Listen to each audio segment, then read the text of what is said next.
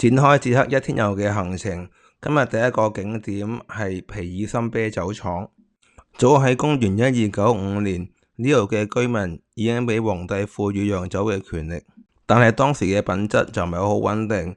直至去咗19世紀，有一個天才嘅釀酒師嚟咗呢個地方，先至製造一座比較品質穩定嘅啤酒。我哋今日參加呢個導賞團，呢個導賞團喺2024年攞到一個 Best Beer Tour Experience 嘅獎座，所以咧都會對佢有啲期待嘅。我哋首先參觀個廠呢係一個嘅 bottling facility， 個面積差唔多有成個足球場咁大。睇嗰啲咁嘅啤酒樽一個一個喺個櫃上接受清潔，感覺上好得意咯。呢個好似係一個 empty bottle inspection centre， 見到個員工將一啲唔合規則嘅空嘅酒樽呢攞出嚟掉咗佢，咁佢一排排嗰啲酒樽喺度俾人呢個篩選，感覺上就好有趣咯。參觀完 bottling 就會坐佢哋嘅專車去另外一座 building， 就主要係睇兩個 video， 一個係關於佢嗰個嘅酒廠嘅歷史。另一個就係關於佢 signature 嘅 triple malting process。 It started in the early 19th century when the Bavarian beer style using new bottom fermentation became popular. Not wanting to be left behind, the Pilsenbergers and 250 families with brewing rights decided in 1839 to build a brewery to produce high-quality beer. The people of Pilsen invited Bavarian brewer Josef Graul to help them at the new brewery. With his skills, new technology and local ingredients, the brewery made a new beer type. Its quality exceeded all expectations. The first golden lager was introduced in October 1842. The beer quickly became famous in Prague and neighbouring countries. This and the nectar from Pilsen led to a completely new beer type known as Pils, Pilsner or Pilsener. Pilsner is one of the most popular beer types in the world today and inspires over 2/3 of beer brands. What makes Pilsner Urquell beer so unique?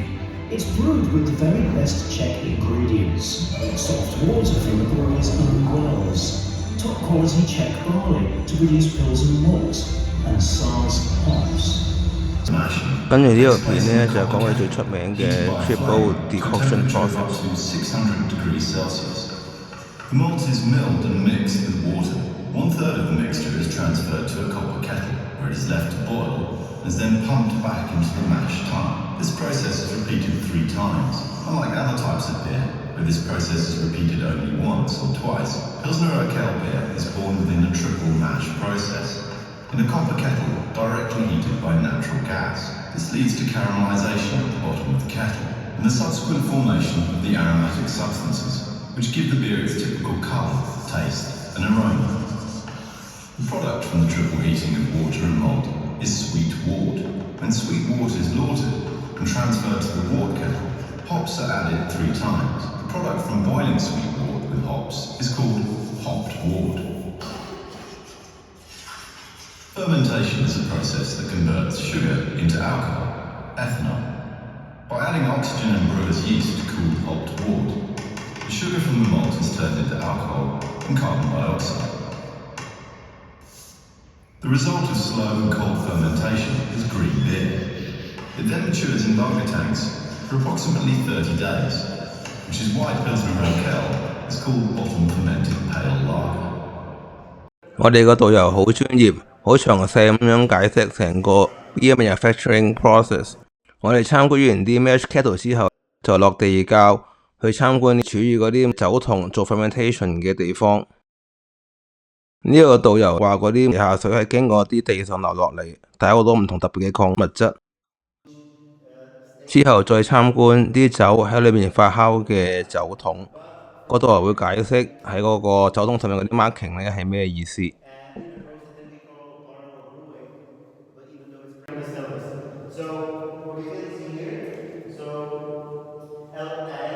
Stands for ležák, which is a Czech word for lager, indicating bottle fermentation. Every day we measure the temperature. We start. 最後每人可以品嚐一杯未經 filter 嘅皮爾森啤酒，因為啲意式仲喺度，所以咧有少少苦苦地、甘甘地。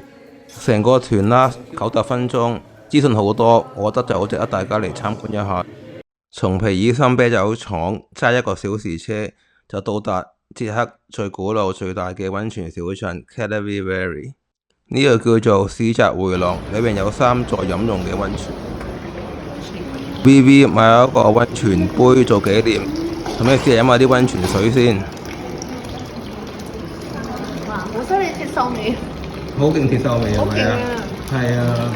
啱買咗呢個杯。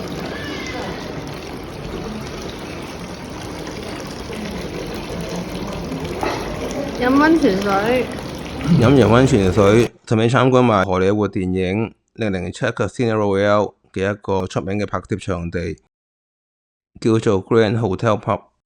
大家嚟到 Karlovy Vary 一定要去一去呢個叫做 Locket Castle 嘅城堡。到咗呢個 Locket Castle 係離開嗰個溫泉小鎮，大概係半個鐘車度咯。呢個古堡係冇一點樣 touch up 咁樣嘅咯，係維持翻嗰陣時中世紀嘅模樣。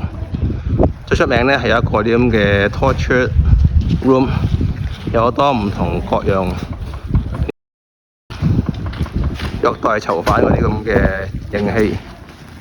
呢個旁邊咧就嗰啲嘅 prison cells 咧。如果大家覺得恐怖咧，就可以 skip 到影片嘅7分20秒。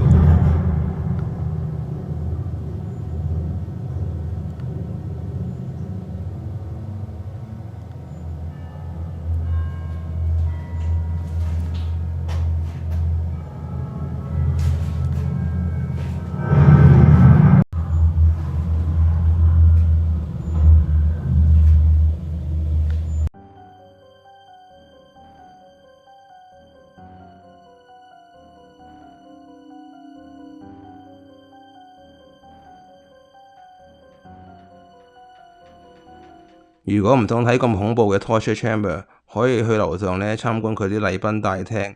另外都有啲展覽咧，係 display 一啲以前嘅槍啊、槍把啊，同埋一啲好有趣嘅頭盔。大家離開 Locket Castle 之前，應該上一上佢嗰個 tower， 因為佢呢個城堡咧係一個大石嘅上邊，三面咧都俾一條河圍住，所以個景觀係非常之好嘅。我去嗰陣時咧，嗰個 tower 咧就係維修緊，咁所以咧就唔可以上去最高點咯。但係風景咧都 OK 嘅。咁今次行程就到呢度啦，我哋下條片再見啦，拜拜。